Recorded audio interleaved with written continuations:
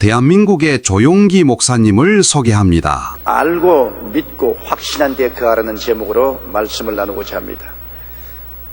한 자매님이 심각한 건강 문제로 제게 기도받으러 왔습니다. 그는 염려하고 근심하여 마치 사형선고를 받은 사람 같았습니다. 계속하여 식사를 할 수 없고 몸은 쇠약해지고 마음의 고통도 심각했습니다. 그는 여러 증상으로 보아서 그가 읽은 신문기사나 TV에서 얻은 지식에 의하면 위암에 걸렸다고 단정을 했습니다. 제게 기도를 받은 후 병원에 가서 위 내시경 검사를 받았습니다. 그 결과 그저 가벼운 위염이 있을 뿐 암은 아니라는 확실한 지식을 얻었습니다. 그의 느끼던 감각이나 그가 생각하던 것과는 딴판이었습니다. 이제는 흔들리지 않은 확실한 지식, 거짓되지 않은 확실한 지식을 얻었습니다.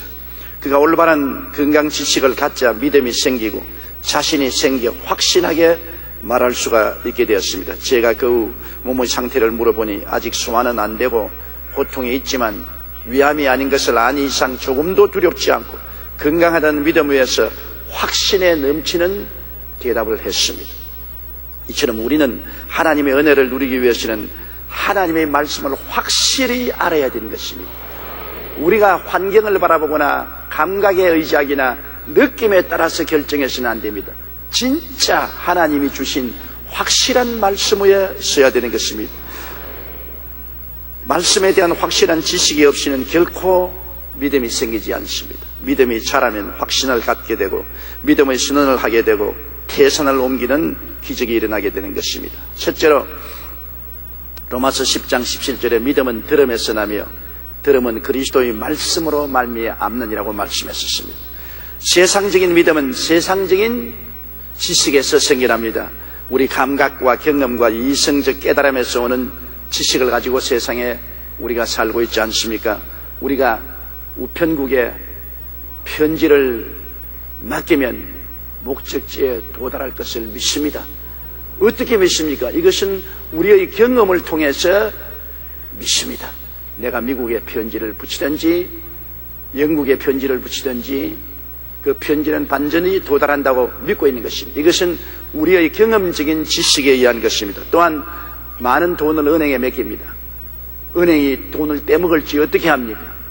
그럼에도 불구하고 사회적인 경험상, 통념상 은행은 믿을 수 있다고 우리가 믿기 때문에 은행에 돈을 맡깁니다. 비행기 타는 것도 보십시오. 망망한 태평양 대서양을 인력 편지와 같은 비행기에 몸을 싣고 수십 시간을 날아갑니다. 정말 아찔한 일입니다. 그러나 비행기가 무사히 목적지에 도달할 것이라고 믿기 때문에 몸을 맡기는 것입니다. 이 세상의 믿음이란 인간적인 경험이나 상식이나 이성에 입각해서 우리가 믿는 것입니다. 그러나 하나님의 믿음은 그런 경험으로 믿을 수는 없습니다. 하나님의 믿음은 하나님의 말씀이 있어야 믿을 수가 있는 것입니다. 하나님의 말씀의 지식에 써야 되는 것입니다. 우리가 하나님의 말씀을 모르면 하나님을 믿을 수 없습니다. 호세아 선지자는 말하기를 내 백성이 지식이 없어 망한다고 말하는 것입니다. 하나님에 대한 지식이 없으니까 하나님을 믿는 믿음이 없으므로 하나님의 은혜를 받을 수 없기 때문에 망하고 마는 것입니다. 하나님은 시간과 공간, 물질의 세계에서 초월하여 계시므로 우리의 감각으로 느껴볼 수 있거나 하나님을 경험해 보거나 이성적인 연구로서 하나님을 알 수는 없습니다. 하나님은 그러한 대상을 훨씬 초월했습니다.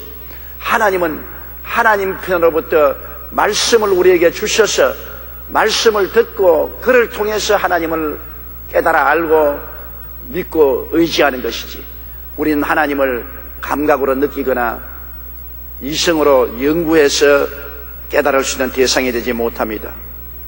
원자력 분야의 세계적인 스각인 정근모 박사가 쓴 나는 위대한 과학자보다 신실한 크리스찬이 되고 싶다는 책에 보면 이런 내용이 기록되어 있습니다.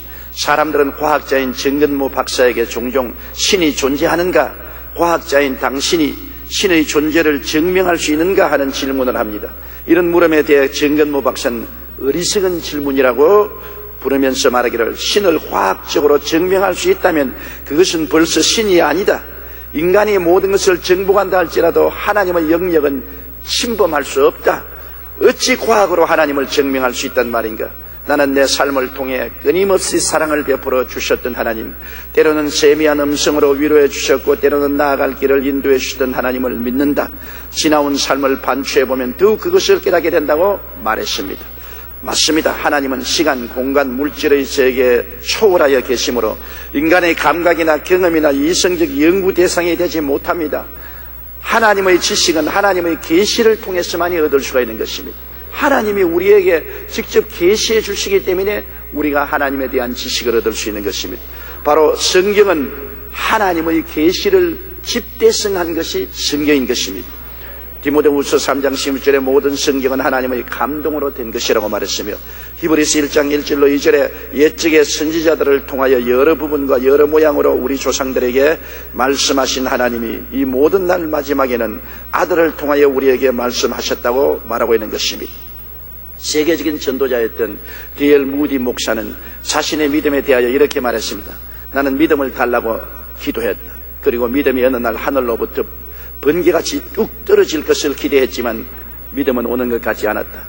그러나 어느 날 나는 로마서 10장 17절을 읽었다. 믿음은 들음에서 나며 들음은 그리스도의 말씀으로 말미암아 나니라. 그제야 나는 지금까지 내가 성경을 덮어놓고 믿음을 위해 기도했던 어리석음을 깨달았다.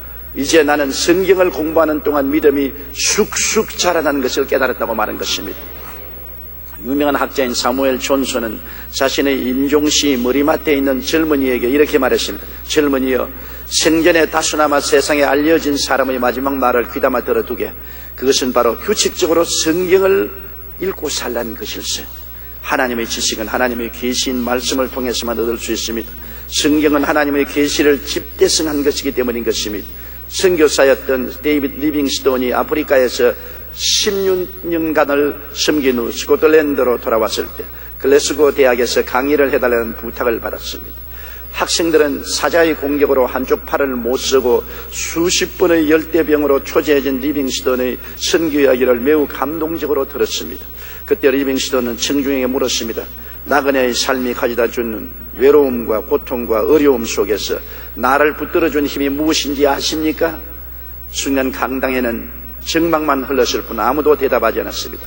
그러자 리빙스톤은 말했습니다. 그것은 약속이었습니다. 가정 호결한 영광을 지닌 귀하신 분이 말씀하신 세상 끝날까지 너희와 항상 함께 있으라는 바로 그 약속이었습니다.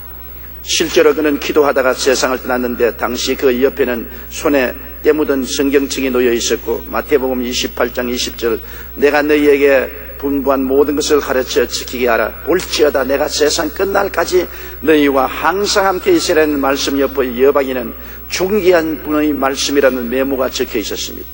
이 세상을 살아갈 때나 세상을 떠날 때나 하나님께서 나와 같이 계신다는 확신을 어디에서 얻을 수가 있습니까? 그것은 하나님의 약속의 말씀뿐인 것입니다. 우리가 믿을 것은 영원히 변치 않은 하나님 말씀뿐인 것입니다. 우리는 하나님의 말씀은 저 하늘이 무너지고 이 땅이 꺼져도 1.1핵도 변치 않은 것을 알고 믿습니다.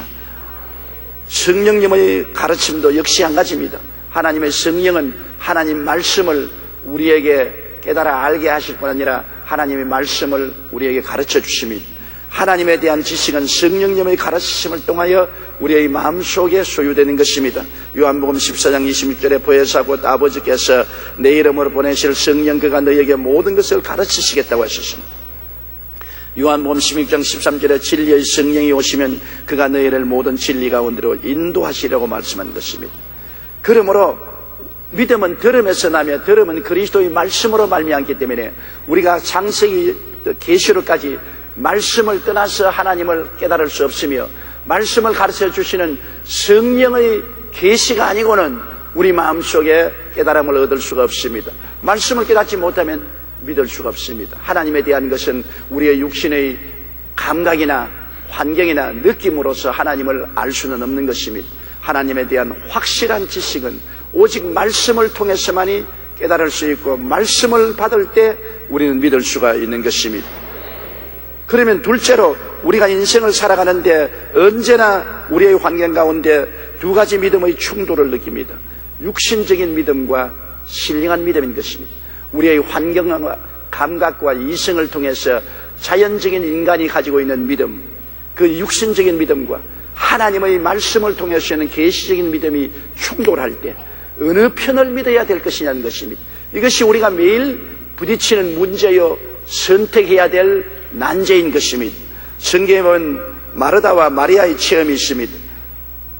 마르다와 마리아는 오라버니를 모시고 살았는데 오라버니가 병들어 죽자 무덤에 장사한 지 나흘이 되었습니다. 그러자 나흘 만에 예수님께서 베다니에 찾아오셨습니다. 자, 세상적인 지식과 하나님의 말씀의 지식 중 어느 것을 믿을 것이냐는 선택의 기로에 서게 된 이유가 바로 여기에 있는 것입니다. 예수님이 찾아오셨을 때 세상적인 지식을 통해서 보게 될 때는 예수님이 너무 늦게 오셨습니다. 마리아와 마르다가 주님 나흘 전에 계셨으면 우리 오라버니가 죽지 아니하였겠나이다 탄식했습니다. 그러나 예수님께서는 그들의 생각과 달랐습니다. 너 오라버니가 살리라고 말한 것입니다. 세상적인 지식을 통해서 보면 나사로는 죽었으니 살아나지 못합니다. 인간의 경험이나 이성적인 깨달음을 통해서 보게 되면 나사로는 죽었고 무덤에 들어간 지 나흘이 되어 썩은 냄새가 나는데 어떻게 살아납니까? 인간적인 경험을 통해서 그렇게 살아난 사람이 없습니다. 이성적으로 생각해도 죽어서 썩어가는 시체가 살아나지 못합니다. 요한복음 11장 21절에 마르다가 예수께 여짜오되 주께서 여기 계셨다면 내 오라버니가 죽지 아니하겠나이다. 나흘 전에 안 죽었을 때는 예수님이 오셔서 살릴 수 있겠지만은 죽어서 무덤에 들어간 지 나흘이 되어 썩은 냄새가 나는 이 시점에서는 결코 예수님이 죽은 나사로를 살릴 수 없다고 그들은 생각했습니다. 그것은 환경이요, 감각이요, 느낌이요, 이성의 가르침을 따라 믿는 믿음입니다. 세상 사람들은 못 살아난다고 확실히 그렇게 믿고 있는 것입니다. 그러나 하나님의 말씀은 뭐라고 말합니까? 예수께서 이르시되 내 오라버니가 다시 살리라. 큰일 났습니다. 인간적인 믿음을 통해서 볼 때는 절대로 못 살아나는데 하나님의 아들의 계시적인 말씀은 오라버니가 살아난다고 말합니다. 세상적인 믿음과 하나님의 믿음의 충돌이 이루어진 것입니다. 여기에 마르다와 마리아는 당황할 수밖에 없습니다. 세상적인 환경이나 감각이나 이성이 갖다주는 믿음을 따를 것이냐, 하나님이 주시는 그리스도의 입술을 통해서 나온 계시적인 믿음을 따를 것이냐, 두 여인은 말할 수 없는 번민에 처한 것입니다. 세상이냐 하나님이냐, 감각적인 믿음이냐 계시적인 믿음이냐, 이 기로에 선 것입니다. 요한복음 11장 39절에 보면 예수께서 이르시되 돌을 옮겨 놓아라 하시니 그 죽은 자의 누이 마르다가 이르되 주여 죽은 지가 나흘이 되었음에 벌써 냄새가 나나이다. 여기에서 마르다의 대답이나 예수님의 명령은 충돌했습니다. 돌을 옮겨 놓아라. 마르다는 아니요, 죽은 지 나흘이 되어 무덤에 들어가서 썩은 냄새가 나는데 옮겨 놓을 수가 없습니다. 마르다는 세상의 환경이나 경험이나 이성적인 지식에 입각한 믿음으로 말했고, 예수님은 창조적인 하나님 아들의 믿음으로 말씀한 것입니다. 어느 것을 택해야 됩니까? 마르다와 마리아는 샌드위치가 되었습니다. 많은 유대인들이 같이 와 있습니다. 마리아와 마르다야, 그런 열광적인 비경험적이고 비이성적이고 비과학적인 행동을 너희가 하지 말라. 썩은 냄새가 나는 오라버니의 무덤의 돌을 옮기면 너희는 미치광이가 된다. 세상 사람들은 그렇게 믿었습니다. 그런데 예수님은 단호하게 마리아와 마르다에게 돌을 옮겨 놓으라고 말합니다. 예수님의 말씀을 따를 것이냐, 세상 사람들의 말을 따를 것이냐, 세상이 주는 믿음을 따를 것이냐, 주님의 말씀이 주시는 믿음을 따를 것이냐, 정말 가운데 끼어서 선택을 하기가 곤란합니다. 그럴 때 마르다와 마리아는 결단이 필요한 것입니다. 여기에 늘 머뭇머뭇하고 이것도 저것도 못하고 머뭇거리면 아무것도 안 되는 것입니다. 세상을 택하려면 세상을 따라가고 예수님을 택하려면 예수님을 따라가야 되는 것입니다. 많은 사람들이 세상 사람이 생각지 않은 기발한 예수 그리스도의 말씀을 따르므로 욕도 얻어먹고 미쳤다는 말도 듣고 이단이라는 말도 들어도 단호한 결단을 따르고 예수님을 따라가면 하나님의 역사가 일어나게 되는 것입니다. 마음의 결단은 참으로 힘이 들지만은 결단을 내려야 됩니다. 요한복음 11장 40절에 예수님께서 머뭇머뭇하는 마리아와 마르다를 보고 말씀하기를 내가 믿으면 하나님의 영광을 보리라 하지 아니하였냐. 결단 내려라. 내 말을 믿으면 하나님의 영광을 볼 것이다. 그러나 결단을 내리지 아니하고 환경이나 감각이나 인간적인 이성을 의지하고 죽은 자가 어떻게 살아났냐. 그러고 불신앙하면 오라버니는 살아날 수 없는 것입니다. 나는 빌리 그라함 박사의 자서전에서 이런 글을 읽었습니다. 빌리 그라함 박사가 대학을 다닐 때 신신학적인 대학에 다녔습니다. 교수님이 와서 강의를 하는데 그 강의 중에 성경은 문학작품이요 사람이 지은 책이요 하나님 말씀이 아니라고 자꾸 깔아내려므로 빌리 그라함 박사의 믿음이 흔들리기 시작한 것입니다. 성경이 하나님 말씀이 아니면 무엇을 믿을 수 있단 말이냐. 그러면 내가 무엇을 사람들에게 하나님 말씀이라고 전할 수 있겠느냐. 굉장히 고민하게 된 것입니다. 그래서 하루는 그는 달빛이 환한 학교 뒷동산에 올라가서 성경을 가슴에 안고 주님께 부르짖어 기도했습니다. 주님, 나는 어떻게 할까요? 교수들이 와서 가르치는 강의를 들으면 성경은 하나님 말씀이 아니고 인간의 문학 작품이요 인간의 말이지 하나님 말씀이 아니라고 합니다. 내가 그 강의를 듣다가 나니까 성경에 대한 믿음이 사라지고 하나님에 대한 믿음이 흔들립니다. 나는 어떻게 할까요? 그러자 하나님의 계시의 말씀이 달빛처럼 그 마음속에 들려왔습니다. 너는 두말하지 말고 창세기부터 계시록까지 기록한 하나님 말씀을 하나님 말씀으로 받아들이기로 마음의 결단을 내려라. 흔들하지 말라. 세상 말에도 귀를 기울이고 하나님 말씀에도 귀를 기울이게 하지 말고 단호하게 성경은 하나님 말씀으로 받아들이기로 마음의 결단을 내려라. 그래서 빌리 그라함 박사가 주님, 오늘 이 시간부터 교수들이 뭐라고 말하든지 학자들이 뭐라고 말하든지 나는 상관하지 않고 하나님의 성경은 하나님 말씀으로 받아들이기로 결단을 내렸었습니다. 오늘부터 하나님을 성경을 통해서 믿습니다. 그러고는 빌리 그라함 박사는 일생 동안 흔들리지 않았다고 말했습니다. 그렇기 때문에 그의 설교 말씀에 언젠지 성경이 이렇게 말씀하시기를 절대 권위를 가지고 설교했고 수많은 영혼들을 주께로 인도할 수가 있었던 것입니다. 결단을 내려야 될 시간이 있습니다. 파스칼은 신앙이란 각 개인이 결단을 내려야 할 도박과 같다고 말했습니다.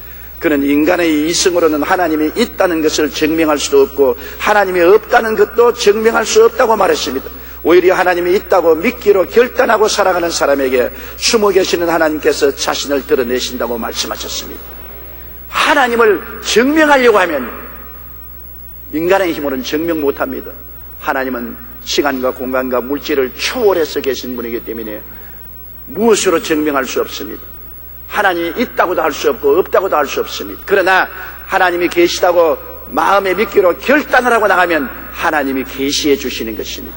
하나님이 마음에 고요하고 잠잠하게 은혜를 주시고 성령으로 말씀하여 주시고 인도하여 주심으로 살아계신 하나님을 체험하게 되고 하나님과 함께 사는 경험을 얻게 되는 것입니다. 확신을 얻기 위해서는 결단이 필요합니다. 예수님도 내가 믿으면 하나님의 영광을 보리라고 말했었습니다. 우리가 믿어야 하나님의 영광이 나타나지 믿음의 결단을 내리지 아니하면 하나님의 영광은 나타내지 않는 것입니다. 눈에는 아무 증거 안 보이고 귀에는 아무 소리 안 들리고 손에는 잡히는 것 없어도 나는 믿는다. 살든지 죽든지 흥하든지 망하든지 성하든지 쇠하든지 주님을 믿고 난 나간다. 결단을 내리고 나가면 하나님의 영광을 보게 되는 것입니다. 하나님이 기뻐하시고 내 믿은 대로 될지어다. 믿음을 통해서 하나님이 역사하여 주시는 것입니다. 셋째로 일반적인 믿음과 확신의 차이가 있는 것을 우리가 알아야 되는 것입니다. 우리가 믿기는 믿어도 그 믿음 가지고는 안 됩니다. 확신을 가져야 되는 것입니다. 예수님의 제자들을 보면 3년여 동안 예수님과 함께하며 말씀을 배우고 기적을 보았습니다. 요한복음 20장 30절로 31절에 예수께서 제자들 앞에서 이 책에 기록되지 아니한 다른 표적도 많이 행하였으나 오직 이것을 기록하면 너희로 예수께서 하나님의 아들 그리스도이심을 믿게 하려 함이요 또 너희로 믿고 그 이름을 힘입어 생명을 얻게 하려 함이라고 말한 것입니다. 그들은 예수님을 믿는다고 3년 반 동안 따라다니며 말씀을 듣고 예수님의 사역을 보고 기적도 체험했습니다. 확실히 믿는다고 생각했습니다. 그러나 겟세마네 동산에서 도전을 받았을 때 다 다 예수님 버리고 도망쳤습니다. 그들은 예수님이 하나님의 아들이라고 믿고 있었습니다. 예수님을 죽는 데까지 따라가겠다고 고백도 했습니다. 베드로가 마가복음 14장 31절에 보면 힘있게 말하되 내가 주와 함께 죽을지언정 주를 부인하지도 않겠나이다 하고 모든 제자도 이와 같이 말했느니라. 그래 놓고 난 다음 겟세마네 동산에서 대제사장에 보낸 종들과 유대인의 군인들과 로마 군인들이 예수님을 잡으러 왔을 때 모두 다 예수님을 버리고 주랭랑을 쳤습니다. 그들의 믿음이 어디 있습니까? 안 믿은 것 아닙니다. 믿기는 믿었는데 그렇게 믿음이 허약했습니다. 생명을 바꿀 만한 믿음이 없었습니다. 제임스 케네디 박사의 크리스찬의 생활 교리라는 책에 보면 동유럽의 공산주의 국가에 있었던 일이 기록되어 있습니다. 한 지역의 크리스찬들이 여느 주일처럼 군인들의 눈을 피해 주일 예배를 드리고 있었습니다. 그때 갑자기 기관총을 가진 2명의 공산당이 들어와서 예배를 중지시키고 기관총을 노리면서 사람을 위협했습니다. 소리질러 말하기를 이 벌레 같은 놈들아, 너희들은 이 땅에 있을 필요가 없다. 우리는 너희를 다 쏴 죽이겠다. 그러나 지금이라도 믿음을 버리고 이 모인 장소에서 떠나가면 살려주겠거니와 끝까지 믿겠다고 버티고 이 자리에 앉아있으면 모두 다 총살하겠다. 그 말에 몇몇 사람들은 자리에서 벌떡 일어나더니만 털털 털고 그냥 에이 예수 별나게 믿다가 큰일 나겠다 그러고 나가버렸습니다.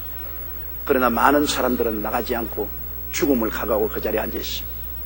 그 몇 사람이 나가자마자 군인들이 문을 꽉 닫고 그 다음에 총을 내려놓더니만 여러분 걱정하지 마십시오. 우리도 예수 믿는 사람입니다. 가짜들하고 같이 믿으면 반드시 고발할 테니까 가짜들을 먼저 쫓아내고 난 다음에 여러분과 함께 예배드리러 왔으니 이제 안심하고 예배를 드리십시다. 그랬다는 기록이 기록되어 있습니다. 믿음이 희미하면 시험을 당할 때 쉽게 예수님을 버립니다. 믿고 확신한 데 거해야 되는 것입니다. 그냥 믿는 것이 아니라 확신한 데 거하게 되는 것입니다. 성경도 믿고 확신한 데 거하라는 것입니다. 일반적인 사람은 그냥 믿습니다. 그냥 믿습니다. 그렇게 말하다가 어려움을 당하면 버리죠. 확신한 데 거하는 사람은 목숨을 내어놓습니다. 예수님의 제자들은 믿기는 믿었으나 확신한 데 거하지 못했습니다. 겟세마네 동산에서 예수님을 다 버리고 도망을 친 것은 안 믿었게 되는 것이 아닙니다. 믿기는 믿었으나 확신하지 못했습니다. 그러나 그 이후에 그 제자들이 한 사람도 남김없이 목숨을 바쳐 순교를 당하면서 그리스도를 증거했습니다. 무엇이 그들을 변화시켰습니까? 무엇이 그들을 일반 믿는 자에게서 확신하는 자로 변화시켰을까요? 그들은 예수님의 실상에 대한 확실한 지식을 얻었기 때문인 것입니다. 그들은 예수님을 버리고 도망쳐서 보니까 예수님이 끌려가서 십자가에 처형당하는 것을 직접 보았습니다. 그들은 암담한 절망에 처했습니다. 그들의 스승이요 구주란 예수님이 십자가에 못 박여 죽는 것을 보고 암담했습니다. 예수 그리스도께서 무덤에 들어간 것을 보았습니다. 확실히 보았습니다. 이제 예수님 시대는 끝났다고 생각했습니다. 예수님의 죽으심을 확실히 보고 무덤에 들어간 것을 확실히 보았습니다.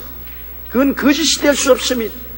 그런데 사흘 만에 확실히 부활하신 예수님이 그들에게 나타나셨습니다. 의안이 벙벙했습니다. 예수님이 그들 모임 가운데 나타나셔서 대화도 하시고 생선도 잡수시고 또 예수님께서 게네사렛 바닷가에서 음식을 준비해서 빵을 구워서 주시고 생선도 구워서 주시고 함께 식사를 했습니다. 분명히 그들 앞에 십자가에서 죽는 것을 보았고 분명히 장사지는 것을 보았는데 그 예수님이 또 부활하셔서 동해 번쩍 서해 번쩍 하면서 그들의 모인 가운데 나타난 것을 너무나 분명히 보았었죠. 그리고 그들 보는 앞에서 주님이 하늘로 성천에 올라가고 그리고 약속한 성령을 오순절 날에 부어주셔서 그들이 다 성령을 충만히 받고 성령이 말하게 하심을 따라 다른 방언으로 말하게 하는 것입니다.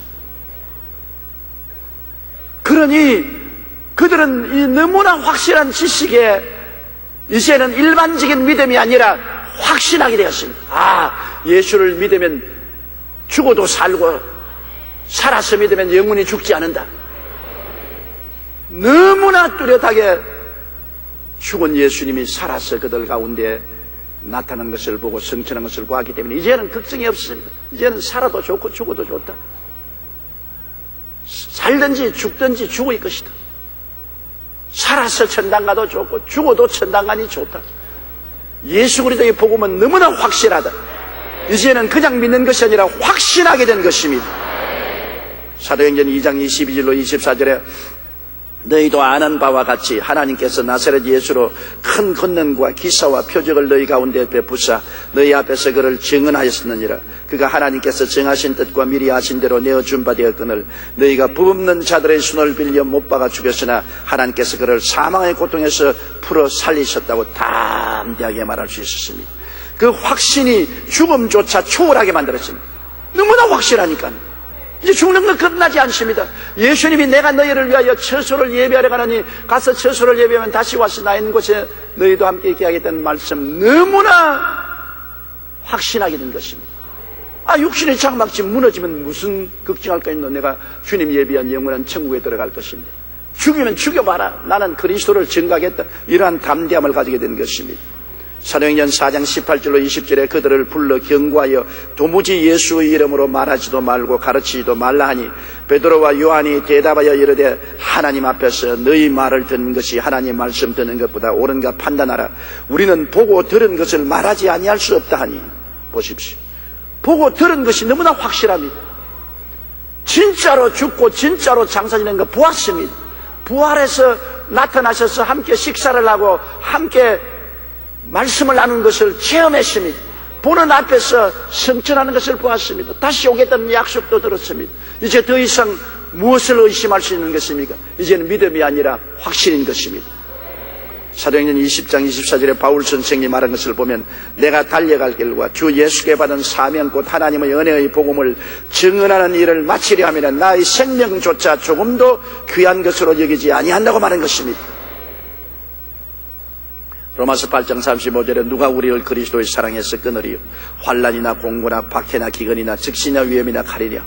내가 확신하노니 사망이나 생명이나 천사들이나 권세자들이나 현재일이나 장래일이나 능력이나 높음이나 깊음이나 다른 아무 어떤 피조물이라도 우리 주 그리스도 예수 안에 있는 하나님의 사랑에서 끊을 수 없으리라는 이러한 확신을 갖게 된 것입니다.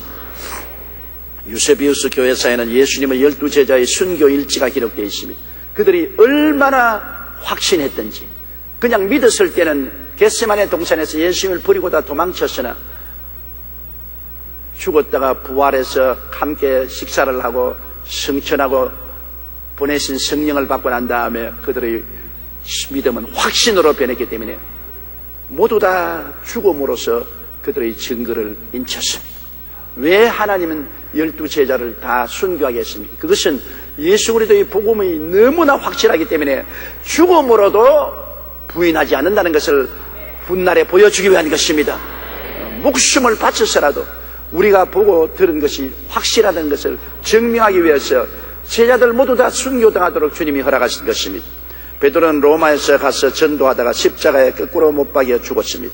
안드레는 헬라에 가서 전도하다가 아가야성에서 X자형 십자가에 줄로 매달려 죽임을 당했습니다. 야고보는 예루살렘에서 헤로데에게 칼로 목베어 죽임을 당했습니다. 요한은 예수님의 유언대로 마리아를 모시고 살다가 주 70년 예루살렘이 로마에게 멸망당한 후에 에베소에 가서 전도하다가 핍박을 당해 끓는 기름 가마에 던져졌지만 튀어나왔습니다. 놀란 박해자들이 그를 밤모섬으로 귀양 보냈고 거기서 요한은 묵시를 받아 계시록을 기록한 후 세상을 떠났습니다. 빌립은 소아시아 부르기아에 가서 전도하다가 기둥에 매달려 죽임을 당했습니다. 바돌로메는 알마니아에 가서 전도하다가 거꾸로 십자가에 매달려 죽임을 당했습니다. 도마는 인도에 가서 전도하다가 창에 맞아 죽었습니다. 마태는 이티오피아에 가서 전도하다가 목베임을 당했습니다. 알페오의 아들 야곱은 성전 꼭대기에서 떨어뜨려 죽임을 당했습니다. 가나안인 시몬은 애굽에 가서 전도하고 유대에 돌아와서 전도하다가 활에 맞아 죽었습니다. 야고보의 아들 유다는 바사에 가서 전도하다가 활에 맞아 죽었습니다. 가룟 유다 대신 선출된 제자 마띠아는 이티오피아에 가서 전도하다가 돌에 맞아 죽었습니다. 고난 앞에서 예수님을 버리고 달아났던 제자들이지만 예수님의 부활과 성천을 경험하고 성령을 받아 예수님의 실상에 대한 확실한 지식을 가졌기 때문에 죽음으로 증명했습니다. 말로만 증거한 것이 아닙니다. 예수를 부인하면 살려주겠다고 하는데도 불구하고 그들은 절대로 예수를 부인하지 아니하고 목숨을 내어놓아서 피로써 그들의 증거에 도장을 찍었습니다. 그렇기 때문에 여러분, 예수님의 제자들의 순교란 의미가 깊습니다.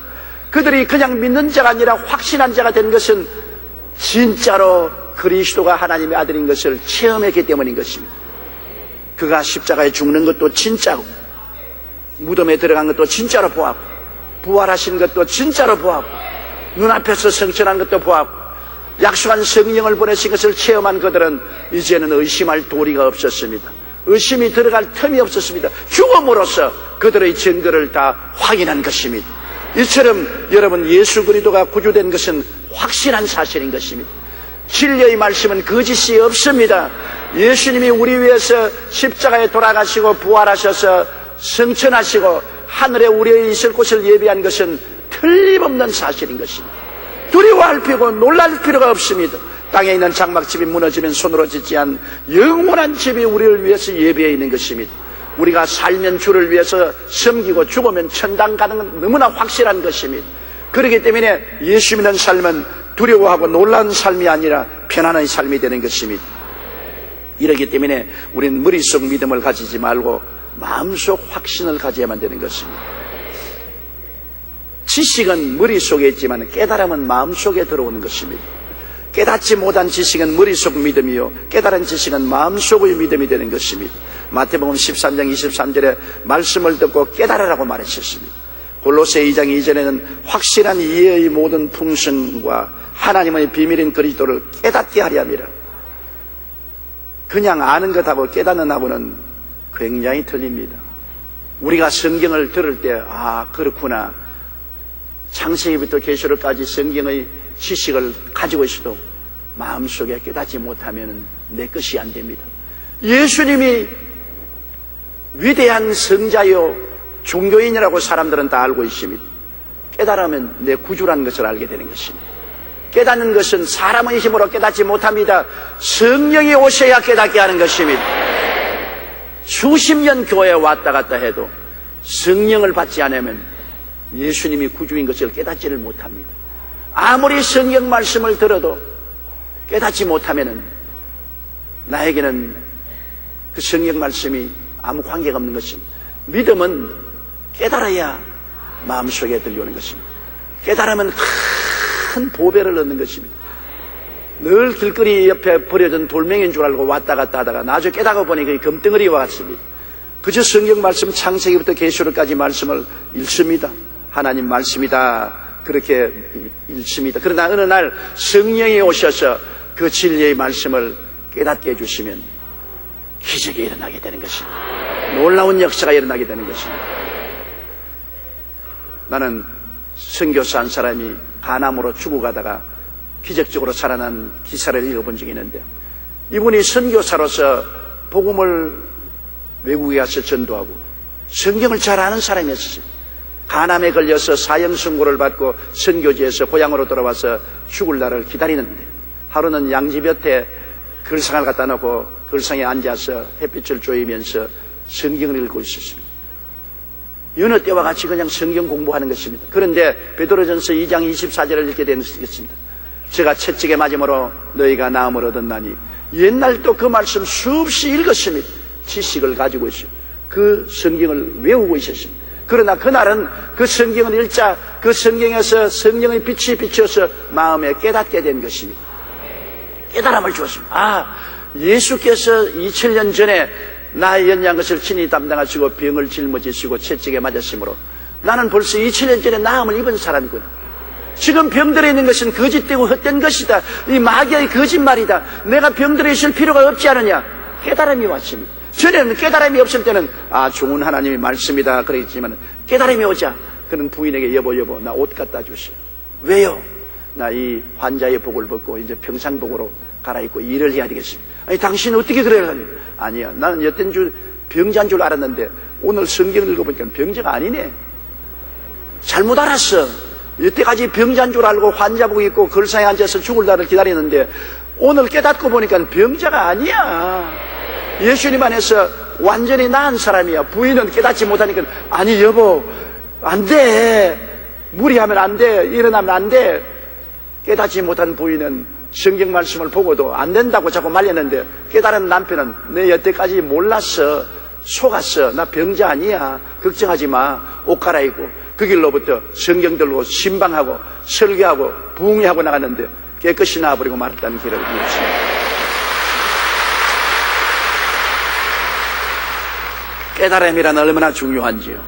성령이 오신 것은 우리에게 주의 말씀을 깨닫게 하기 위해서 역사하여 주시는 것입니다. 그러므로 항상 하나님 말씀 들을 때나 성경 읽을 때 성령님을 인정하고 환영하고 모시드리고 의지하며 성령께 깨닫게 해달라고 부탁해야 되는 것입니다.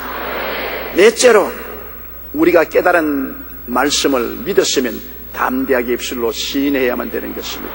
하나님의 지식을 믿고 깨달아 확신하면 인정사정 보지 말고 입술로 시인해야 되는 것입니다. 성경이 그렇게 말하고 있지 않습니까? 하나님을 믿어라, 누구든지 이 산들을 명하여 저 바다에 던져라 하고 그 말한 것이 이룰 줄 마음에 믿고 의심하지 아니하면 그대로 되리라. 사람들은 저보고 말합니다. 어떻게 당신 감히 병자 위에 기도하고 암이 나았다, 관절염이 나았다, 귀머거리가 나았다, 당뇨병이 나았다, 그렇게 말할 수가 있습니까? 저희 속을 버선 뒤집어 보이듯이 싹 뒤집어 보이고 싶은 생각이 정말 간절히 나요. 병자 위에 기도하고 난 다음에 깨달음이 오는 것입니다. 그냥 지식이 아닙니다. 그런 병자가 나았다는 깨달음이 성경으로 오는 것입니다. 내가 마음대로 말하는 것이 아니에요. 마음에 깨달음이 오면 그 다음에는 하나님을 믿고 강하고 담대하게 말합니다. 이 산들에 명하여 저 바다에 던지라고 말해야 기적이 일어나기 때문에. 깨달음이 없는데 말하면 엉터리죠. 그러나 깨달음이 있으면 믿을 수가 있고 믿음으로써 담대하게 말하면 내 말한 대로 이루어질지어다 하나님의 역사가 일어나는 것입니다. 마가복음 11장 23절로 24절의 말씀을 우리는 마음속에 늘 생각해야 됩니다. 그 말하는 것이 이루어질 줄 믿고 마음에 의심하지 않으면 그대로 되리라. 내가 너에게 말하니 무엇이든지 기도하고 구한 것은 받은 줄로 믿어라. 그리하면 너의 기도를 깨달아지면 받은 줄로 믿게 되고, 받은 줄로 믿게 되면 강하고 담대하게 입술로 말을 해야 되는 것입니다. 입술로 시인하는 것이 우리 마음속에 믿음을 풀어놓는 것입니다. 마가복음 9장 23절에 할 수 있거든요. 무슨 말이냐? 믿는 자에게는 능치 못한 일이 없나니라고 말했었습니다. 히브리서 10장 38절에 나의 의인은 믿음으로 말미암아 살리라. 또한 뒤로 물러가면 내 마음이 저를 기뻐하지 아니하리라고 말한 것입니다. 그렇기 때문에 우리가 믿은 바를 말해야 돼요. 예수님께서도 항상 내 죄사함을 받았나니라. 내 침상을 들고 집으로 돌아가라. 내가 고침을 받았다. 주님께서 말씀으로 용서하시고 치료하시고 귀신을 쫓아내시고 기적을 행하신 것입니다. 우리는 예수 그리스도의 자녀들로서 그리스도를 따라서 우리도 깨닫고 믿어진 것을 입술로 말을 해야 되는 것입니다. 나는 죄에서 노예남을 받았나니라. 나는 거룩함을 입었나니라. 나는 치료함을 받았나니라. 나는 축복을 받았나니라. 사망과 엄부를 이겼나니라. 나는 내 영혼이 잘됨같이 범사에 잘되며 강건하고 생명을 얻되 풍성히 얻은 사람이 되었나니라. 나는 택함을 받은 사람이다. 나는 왕같은 제사장이다. 나는 거룩한 나라다. 나는 그의 소유된 백성이 되었다. 담대하게 깨달은 바를 입술로 늘 시인하면 그대로 되는 것입니다. 우리는 불확실성과 불안과 두려움의 안개 속에 살고 있습니다. 그러나 하나님의 말씀을 알고 믿고 깨달아 확신을 하게 되면 강하고 담대하게 창조적인 신앙 고백을 하여 운명과 환경을 다스리며 살 수 있는 것입니다. 인생은 파도치는 바다와 같습니다. 바람이 불고 파도가 치고 물보레 칩니다. 거기에 빠져들어가는 사람도 있고 파도 위를 걸어가는 사람도 있습니다. 베드로는 파도 위를 걸어가다가 나중에 의심함으로 빠졌습니다. 우리 예수 믿는 사람은 주를 바라보고 믿고 확신하고 강하고 담대하게 선언함으로 인생의 파도를 밟고 걸어갈 수도 있고 불신앙함으로 파도에 빠질 수도 있는 것입니다. 여러분 모두 다 예수 그리스도의 이름으로 말씀을 깨달아 알고 진리 위에 서서 승리적인 삶을 살게 되시기를 주의 이름으로 축복합니다. 우리 찬송가 344장을 한번 부르십시다. 이 눈에 아무 증거 아니 배여도 믿음만을 가지고서 늘 걸으며 이 귀에 아무 소리